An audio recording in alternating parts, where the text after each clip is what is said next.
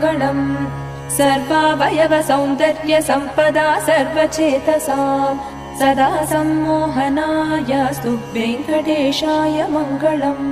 नित्याय निरवध्याय सत्यानन्दचिदात्मने सर्वान्तरात्मने श्रीमद्वेङ्कटेशाय मङ्गलम् स्वदः सर्वविदे सर्वशक्तये सर्वशेषिणे